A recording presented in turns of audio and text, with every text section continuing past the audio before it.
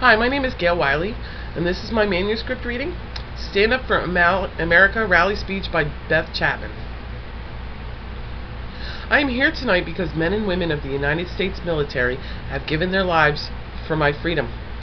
I am not here because Sheryl Crow, Rosie O'Donnell, Martin Sheen, George Clooney, Jane Fonda, or Phil Donahue have sacrificed their lives for me. If my memory serves me correctly, it's not movie stars and musicians, but the United States military who fought the shores of Iwo Jima, the jungles of Vietnam, and the beaches of Normandy. Tonight, I say we should support the President of the United States and the U.S. military and tell the liberal tree-hugging, Birkenstock-wearing, hippie tie-dyed liberals to go make their music and movies somewhere else. After all, if they lived in Iraq, they wouldn't be allowed the freedom of speech they've been given here today. Ironically, they would be put to death at the hands of Saddam Hussein or Osama bin Laden. I want to know how the very people who are against war because of the loss of life can possibly be the same people who are for abortion. They are the same people who are for animal rights, but against the rights of the unborn. The movie stars say that they want to go to Iraq and serve as human shields for the Iraqis. I say let them buy a one-way ticket and go. No one likes war. I hate war. But the one thing I hate more is this country has been forced into war. Innocent people have lost their lives. And there, but for the grace of God, it could have been my brother, my husband, or even worse, my own son.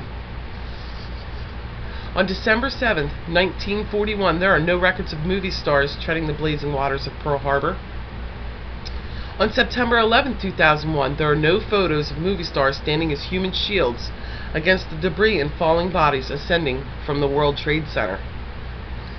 There were only policemen and firemen, underpaid civil servants, who gave their all with nothing expected in return.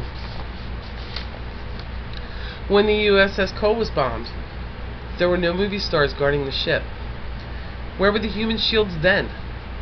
If America's movie stars want to be human shields, I say let them shield the men and women of honesty and integrity that epitomizes courage and embody the spirit of freedom by wearing the proud uniforms of the United States military. Those are the people who have earned and deserve shielding. Throughout the course of history, this country has remained free, not because of movie stars and liberal activists, but because of brave men and women who hated war too. However, they lay down their lives so that we may all live in freedom. After all, what greater love hath no man that he lay down his life for his friend, or in this case, a country. We should give our military honor and acknowledgement and not let their lives be in vain. If you want to see true human shields, walk through Arlington Cemetery. There lie human shields, heroes, and the brave Americans who didn't get on television and talk about being human shields. They were human shields. I thank God tonight for freedom. Those who bought and paid for it with their lives in the past, those who will protect it in the present and defend it in the future. America has remained silent for too long. God-fearing people have remained silent for too long. We must lift our voices united in a humble prayer to God for guidance and the strength and courage to sustain us throughout whatever the future may hold.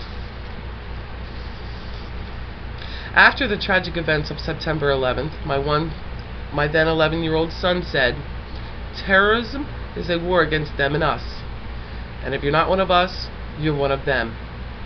So let us be of one accord. Let us stand proud, and let us be the human shields of prayer, encouragement, and support for the President, our troops and their families, and our country. May God bless America, the land of the free, the home of the brave, and the greatest country on the face of this earth."